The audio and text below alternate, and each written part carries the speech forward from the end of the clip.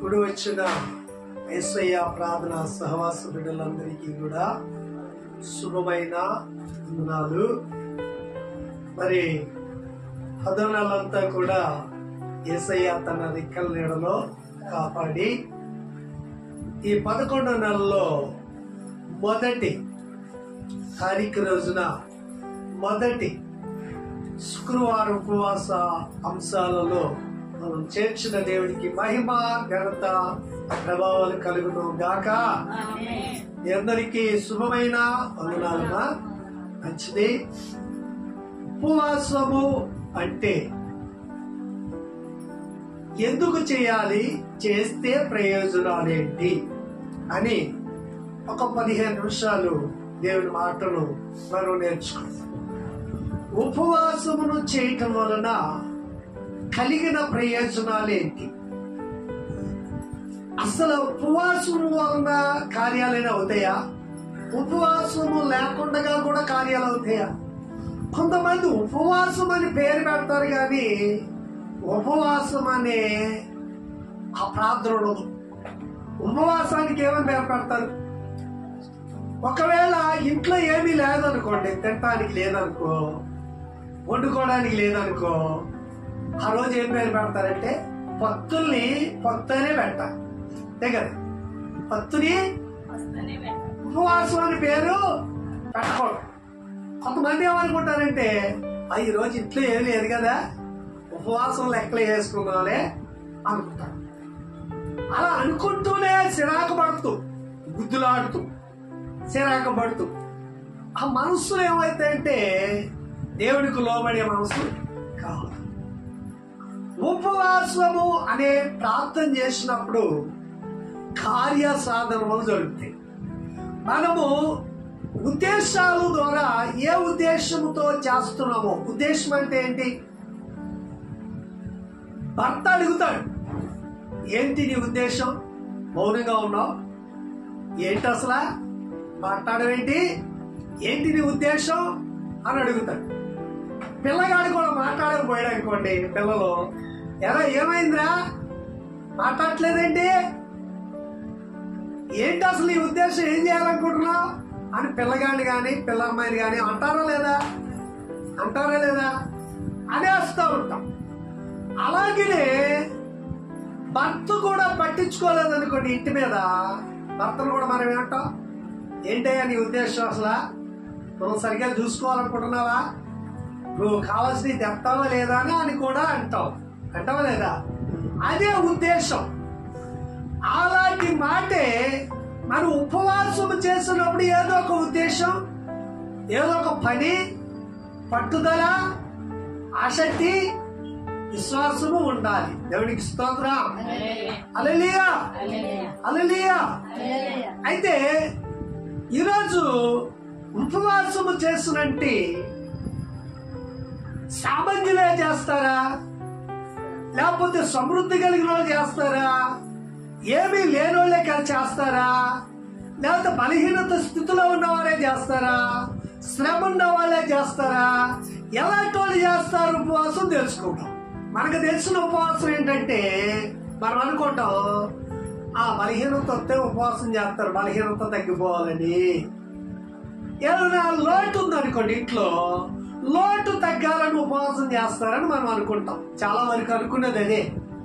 కానీ సమృద్ధిలో కూడా ఉపవాసం చేస్తున్నట్టు రాజుల సైతము కూడా కిందకి దిగి, ఏమి దిగారు కిందకంటే సింహాసనాన్ని వదిలిపెట్టి, వారి రాజపాలను వదిలిపెట్టి ప్రభు పాదాల దగ్గర సాగిలపడినట్టు వ్యక్తులు ఉన్నారు.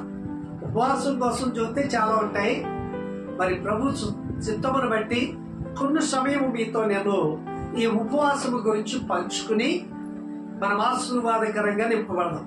చూడండి, కీర్తనలు 109 24 వాక్యాన్ని చదువుదాం. 109 24 వాక్యాన్ని, ఉపవాసము చేత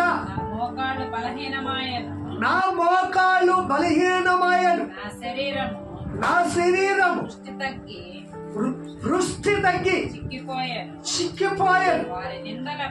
వారి నిందలకు నేను హస్తంతుడనైతిని. వారు నన్ను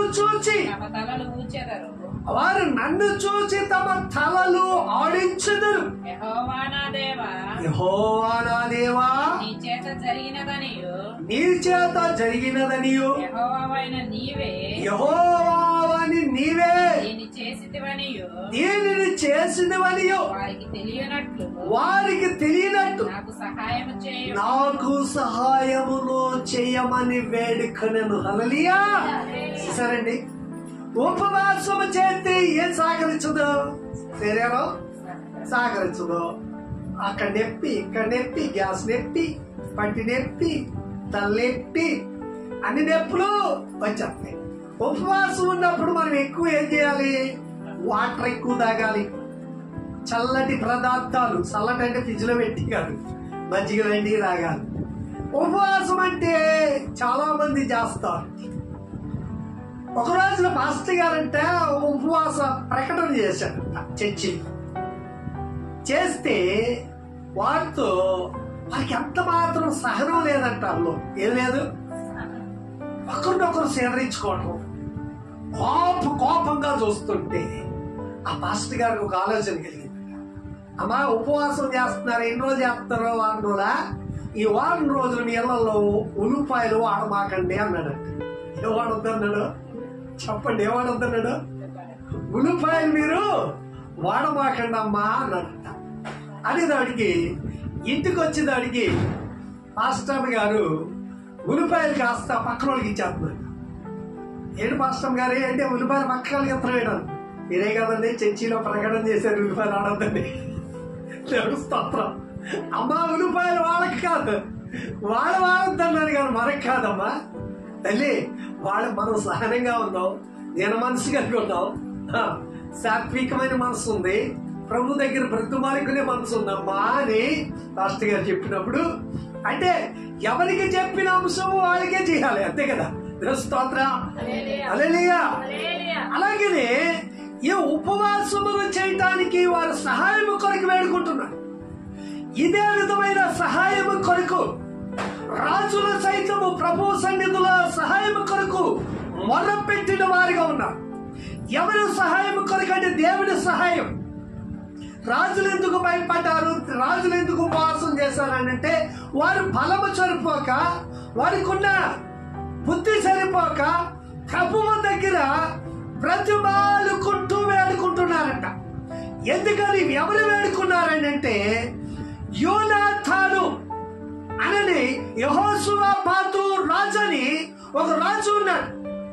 ఆ రాజు బహు భక్తిపరమైన స్థితిగతుల్లో ప్రభువుని వేడుకుంటున్నాడంట. చూడండి, 2 దినవృత్తాంతములు 20 అధ్యాయంలో మొదటి వాక్యాన్ని ఒక మాటను చదువుదాం. మరి ఎందుకు ఉపవాసం చేస్తున్నారో ఇలాకల భావాన్ని మనం చూసుకుందాం. చూడండి, 2 దినవృత్తాంతములు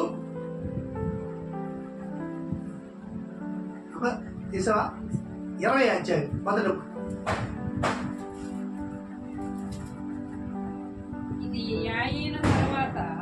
ఇది ఆయేను తర్వాత మోయాబీయులను మోనియులను కొందరు దండెత్తి యెహోషాపాతు మీదకు వచ్చిరని కొందరు వచ్చి సముద్రము ఆవల నుండి సిరియనుల తట్టు నుండి గొప్ప సైన్యం ఒకటి నీ మీదకి వచ్చుచున్నదని వారు హసాసోను తామారు అను ఎన్గీదిలో ఉన్నారని యెహోషాపాతునకు తెలియజేశాను. అందుకు యెహోషాపాతు భయపడి యెహోవా యొద్ద విచారించుటకు మనసు నిలుపుకొని యూదాంతటను ఉపవాస దినములను ఆచరించవలనని సాటింపగా యూదావారు సహాయమును వేడుకొనుటకై కూడుకొనిరి. సహాయమును వేడుకొనుటకై కూడుకొనిరి. యెహోవా యొద్ద విచారించుటకు యూదా పట్టణములన్నిటిలో నుండి జనులు వచ్చిరి. యెహోషాపాతు యెహోవా మందిరములో కొత్తశాల ఎదుట సమాజముగా కూడి యూదా యెరూషలేముల జనుల మధ్యను నిలవబడి మా పితరుల దేవా యెహోవా ఆకాశమందు దేవుడవై ఉన్నావు. అన్యజనుల రాజ్యములను ఏలువాడవు నీవే.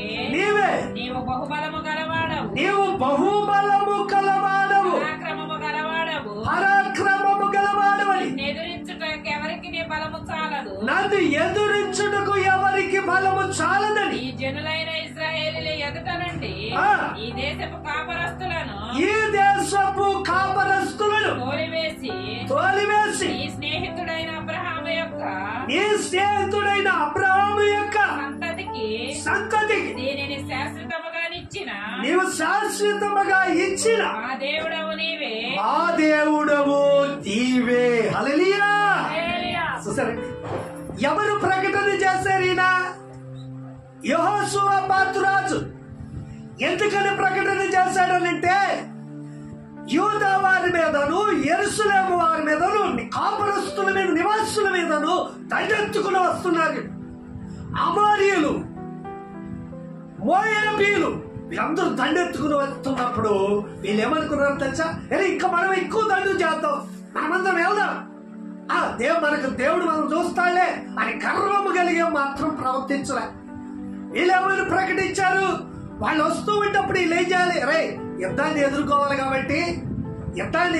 కాబట్టి మనం పుష్టిగా తిని బలంగా ఉండి రైటా అన్నట్టు ఎదురు చూద్దాం. అనలేదు. అలాగే చూడండి, చాలా మందికి చూడండి, కుత్తిపోట్లోకి వెళ్ళిన వాళ్ళు ఏం చేస్తారు? జీడిపప్పు, బెత్తపప్పు, ఆ పప్పు, ఈ పప్పు తెగ తింటారండి. అది తినేసేసి కుత్తిపట్లకు రెడీగా ఉంటారు కదా. నేనా ఒకవేళ పాస్టర్ గారే 10 రోజులు ఉపవాసం ఉన్నారనుకో, అమ్మా ఇంక ఇష్టం వచ్చినట్టు ఆ 10 రోజులకు ముందుగానే తినేసి జాగ్రత్తగా ఉంటారు కదా. తింటం మంచిదే, ఆశీర్వాదమే. కోపత్తిన పదార్థాలు తినేసావు అనుకో, నువ్వు 10 రోజులు కాదు 15 రోజులు అయినా ఉపవాసం గట్టిగా ఉంటుంది, తెలుస్తావు.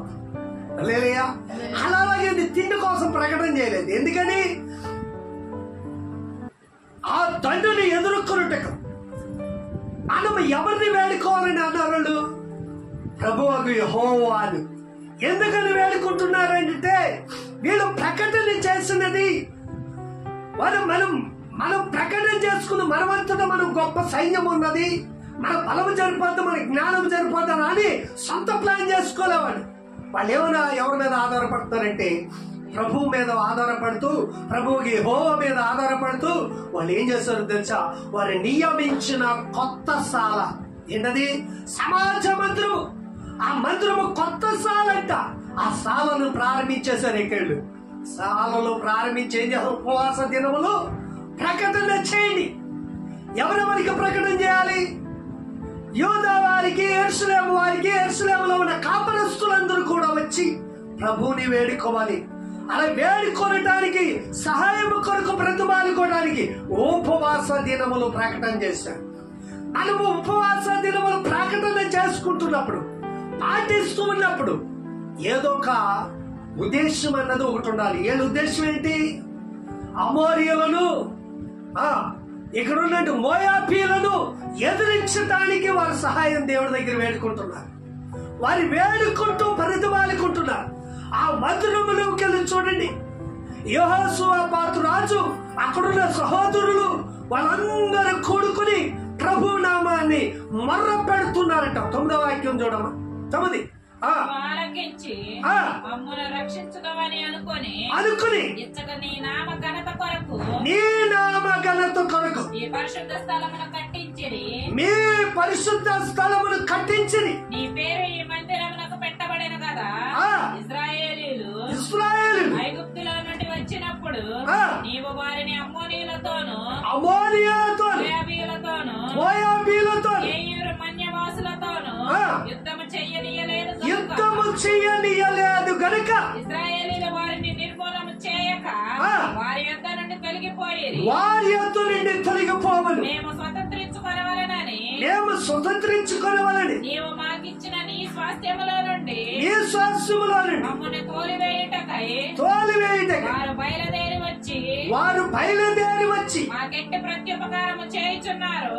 దృష్టించుము మా దేవా నీవు వారికి తీర్పు తీర్చవా నీనికి వచ్చి గొప్ప సైన్యముతో యుద్ధము చేయుటకును శక్తి చాలదు, మాకు శక్తి చాలదు, ఏమి చేయుటకును మాకు తోచదు. నీవే మాకు దిక్కు అని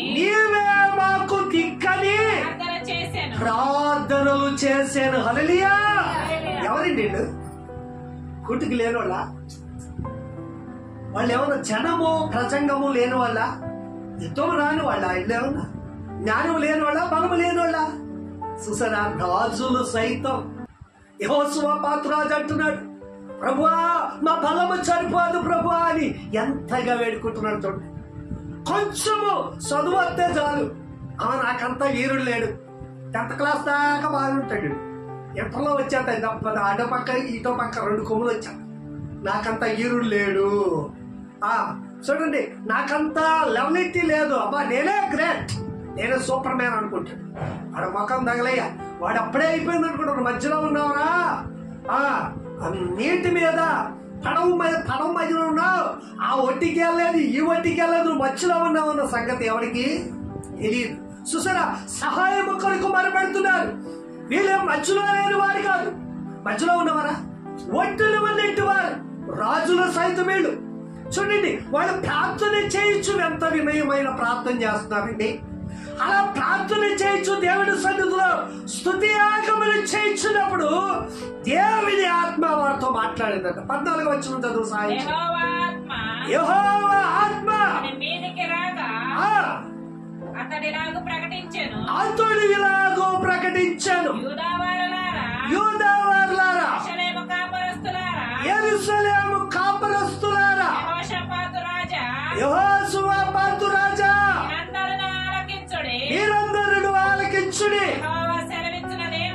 యెహోవా సెలవిచ్చినది ఏదనగా, ఈ గొప్ప సైన్యమును మీరు భయపడకుడి, జరియకుడి. ఈ యుద్ధము మీరు కాదు, దేవుడే జరిగించను. చెప్పగలుగుతాడు గట్టిగా. హల్లెలూయా, హల్లెలూయా. ఎంత గొప్ప కార్యం అండి. అబ్బాయి, మీరు జరవద్దు, భయపడవద్దు. ఈ యుద్ధం మీద కాదు, ఈ కష్టం మీద కాదు, మీరు చేయవలసిన పనేమి లేదు. ఎందుకంటే నా దగ్గర దీన మనస్సుకులై నా సహాయం కోరారు కాబట్టి. మీ మోకాళ్ళు సడలిని, మీ శరీరము చిక్కుపోయింది, ఎంతగా ప్రభు దగ్గర ప్రతిమాలికున్నారు. మీ ప్రార్థన నేను ఆలకించాను, ఆ దృష్టించమని ప్రభు దగ్గర వేడుకున్నారు. ఎలా వేడుకున్నారు? అయ్యా నీ కను దృష్టి మా పై ఉంచవా ప్రభువా అని బ్రతుమాలుకునే ప్రార్థన. ఉపవాసము చేసినప్పుడు మంచి ఉద్దేశముతో చేశారు. క్షేమము, రక్షణ, నీ కను దృష్టి మాకు సహాయం చేయి ప్రభువా అని ఎంతగా వేడుకుంటున్నారు. చూడండి, ఉపవాస ప్రార్థనలో మనకు ఒక ఉద్దేశము కలిగి ప్రభువుని సహాయం కొరకు వేడుకుంటే దేవుని ఆత్మ మాట్లాడుతుంది. దేవుని ఆత్మ మాట్లాడుతుంది, వాక్య రూపములో మాట్లాడుతుంది. ఆ వాక్యము మాట్లాడుతున్నప్పుడు నా కొరికే అనుకోవాలి, నా బ్రతుకు కొరికే అనుకోవాలి, నన్ను ధైర్యపరచడానికి అనుకోవాలి, నన్ను బలపరచడానికి అనుకోవాలి. అనుకున్నప్పుడే మనకు ఆశీర్వాదం. తెలుస్తుందా? హల్లెలూయా. ఇప్పటి వరకు నేను ఏదో చేశానండి చేస్తే మంచిదని చేశానని అనుకున్నావేమో. ఒక ఉద్దేశముతో, ఒక పట్టుదలతో ప్రభు దగ్గర బతమాలుకోవాలి. ఆకలిలో నీకేమొచ్చిందో తెలుసా? ఆకలి మర్చిపోయి ప్రార్థన ఊట వచ్చింది. ఊట నీటి ఊటని తవ్విగొల్ది ఊట వచ్చినట్టు బావిలో ఊట వచ్చింది. ఎంత మధురముగా దేవుని సన్నిధిలో వారు వేడుకుంటున్నారు, సమాజంగా కూడుకున్నారు. ఎందుకని కోరుకున్నారంటే ప్రార్థన ద్వారానే మనం ఏమైనా చేయగలుగుతాం. చూసారా, మన సహాయం సరిపోదు, మన ఆలోచన సరిపోదు.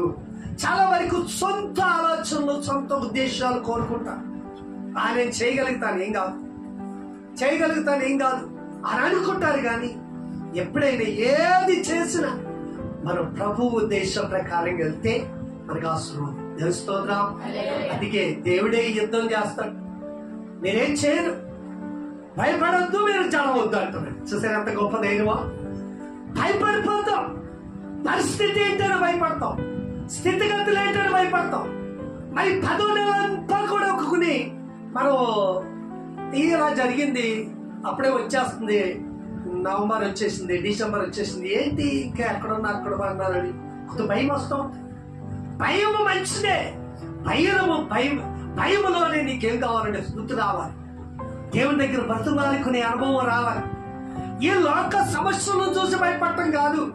మనం భయపడవలసింది ఏంటంటే మన దేవుడి పట్ల నేను ఎలా నడుచుకుంటున్నాను, నా ఆత్మీయత ఎలా ఉంది, నా విశ్వాసం ఎలా ఉంది, నా పట్టుదల కలిగే ప్రార్థన ఉందా, నా ఉద్దేశం ఏమై రాజు. అప్పటి వరకు యెహోషువపాతు అనే పాట వచ్చినప్పుడు స్పష్టంగా పేరు పెట్టి పిలుస్తున్నాడు దేవుడు. హల్లెలూయా. చూసారా, యెహోషువపాతు రాజా, చూసారా ఎంత గొప్ప పిలుస్తున్నాడు. పిలిచినప్పుడు అప్పుడే వచ్చేసింది మనోడికి ధైర్యం. ఆ సమాజానికి వచ్చింది దేవుడి మందిరంలో మొర పెడుతున్నారు. మరి ఎక్కడైనా వారి నివాసాల్లో మొర పెట్టారా, లేదా పొలిమేరలోకి వెళ్ళిపోయారా, పండ సొందుల్లోకి వెళ్ళిపోయారా, అటు ఇటు పారిపోయిన వాళ్ళుగా అన్నారా? ఐక్యత కలిగి సమాజ మందిరములో కూడుకుని చూడండి, మందిరములో మొర పెడుతున్నప్పుడు ఆ మరలు దేవుడు ఆలకించి ఈ అధ్యాయమంతా చదువుకోండి. ప్రభు సన్నిధిలో మనం ఏ విధంగా మొరపెడుతున్నాం, మన ఉద్దేశం ఏంటి? ఉపవాసం అనే శుక్రవారం ఉపవాస అంశాలలో మనం కొన్ని మాటలు నేర్చుకుంటున్నాం. దేవుడి మాటలు దీవించి ఆశీర్వదించునుగాక. ఆమె స్తుతుల పైన సింహాసనాసనుడమైన గొప్ప దేవ, ఈ పరిశుద్ధమైన పాదాలకు వందనాలు, స్తోత్రాలు చెల్లించుకుంటున్నానైనా. మేము ఉపవాస ప్రార్థన చేయించున్నప్పుడు ఇదిగోనైనా మోకాళ్ళు నొప్పులు పుట్టినా, నడుము పేరొచ్చినా, అయా మా శరీరం సహకరించకపోయినా, మరి సీనుగా ప్రభు చిక్కుపోవచ్చు ఉన్న కార్యాలు నీ సహాయం కొరకు, మంచి ఉద్దేశము కలిగి మంచి కార్య సాధనము కొరకు మొరపెట్టినప్పుడు మేలు జరిగింది. నిశ్చితమైతే మిగతా అంశం రేపటి కాలమును మేము నేర్చుకోవడానికి అయా మంచి ఉద్దేశం నా కొరకు, నా ఆత్మీయత కొరకు, నా కుటుంబం కొరకు, నా సహవాసం కొరకు, ప్రతి ఒక్క పని ఉద్దేశం వారినైనా అమోరీయులను మరినైనా తండ్రి మోయాబీయులను ఎదిరించుటకు వారికి కావలసిన బలము సరిపోను. నీ మీద ఆదుకుని నీ సహాయము కొరకు మొరపెట్టిన వారిగా వారినైనా దేవుని సన్నిధిలో కొత్త సాలలో మందిరంలో మొరపెట్టారు. మా మొర ఎక్కడ పెడుతున్నాం అయా, పనులలో ఉండి, మా యొక్క సొంత విదేశాల్లో ఉండి, మైకునైనా చికాకు పడుతూ మేము అటు ఇటు తిరుగులాడుచు అయ్యా నేను ఉపవాసం ఉన్నానని హత్తు కలిగిన ప్రార్థన చేసేవారిగా ఉన్నాను. ఎలాంటి ప్రార్థన మేము చేయొచ్చు? అటు ప్రార్థన అనుభవమును నన్నును మమ్మలను ఆ సహవాసాన్ని నింపమని యేసు పరిశుద్ధ నామమున ప్రార్థిస్తున్నాము మా పరమ తండ్రి.